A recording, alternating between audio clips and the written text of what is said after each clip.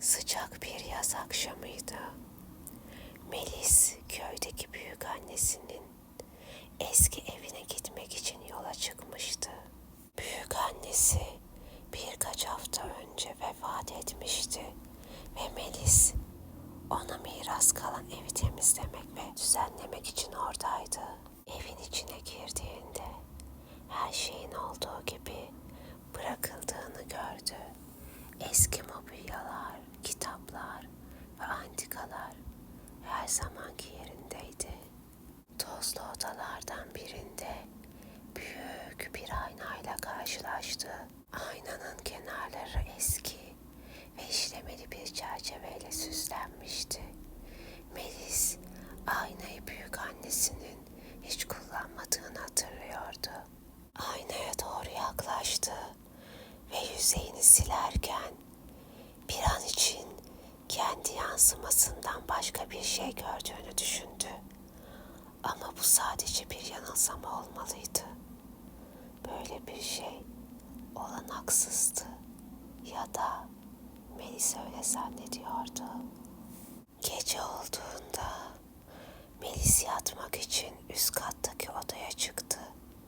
Yattıktan kısa bir süre sonra aşağıdan gelen hafif bir fısıltı duydu. Bir ses duydum gibi ama yok ya, bu eski evin sesleri diyerek kendini rahatlatmaya çalıştı. Ama fısıltılar hala devam ediyordu.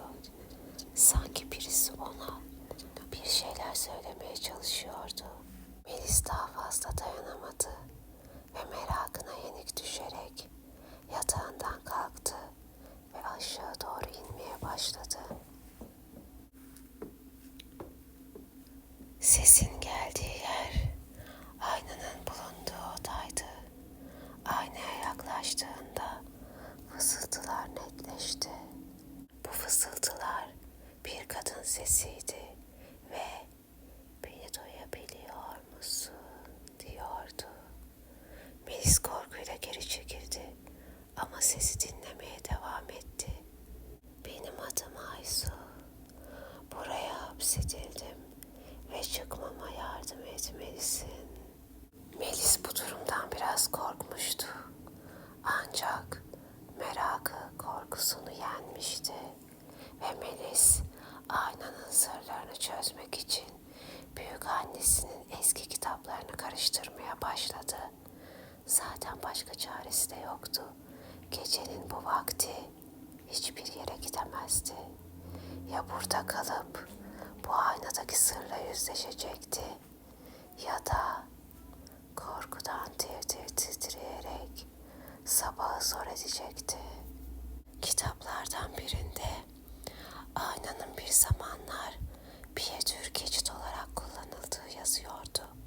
Fısıltılı bir sesle yardım isteyen Aysu'nun aynadan geçip diğer tarafa hapsolmuş bir ruh olduğu ortaya çıktı. Aman Allah'ım, bir ruh mu? Aynanın öteki tarafında mı?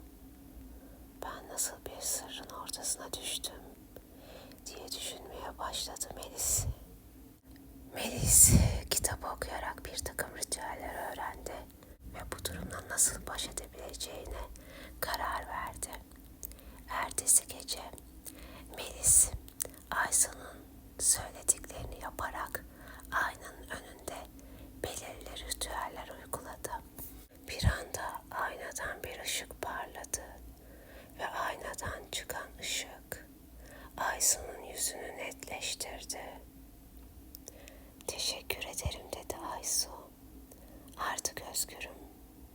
Aynadan çıkan ışık odanın içine yayıldı ve Melis gözlerini kapatmak zorunda kaldı. Işığın gücü o kadar güçlüydü ki Aysu gözlerini açamıyordu. Adeta gözleri kamaşıyordu. Işık kaybolduğunda Aysu'nun sesi kesilmişti. Melis gözlerini açtı ve etrafta hiç kimse yoktu. Muhtemelen Aysu ışıkla birlikte odadan başka bir boyuta geçmişti. Ertesi Ertesi sabah Melis aynanın önüne gittiğinde aynanın artık sıradan bir ayna olduğunu gördü. Büyük annesinin evi artık sessiz ve huzurluydu. Melis Aysu'yu serbest bırakarak hem evi kurtarmış hem de Aysu'yu özgürlüğüne kavuşturmuştu. Hem Aysu denen ruhu özgürlüğüne kavuşturdum hem de büyük bir sırrı çözdüm diyerek huzur içinde evden ayrıldı.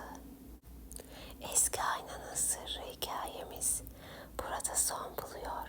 Yeni hikayelerde görüşmek üzere. Hoşça kalın.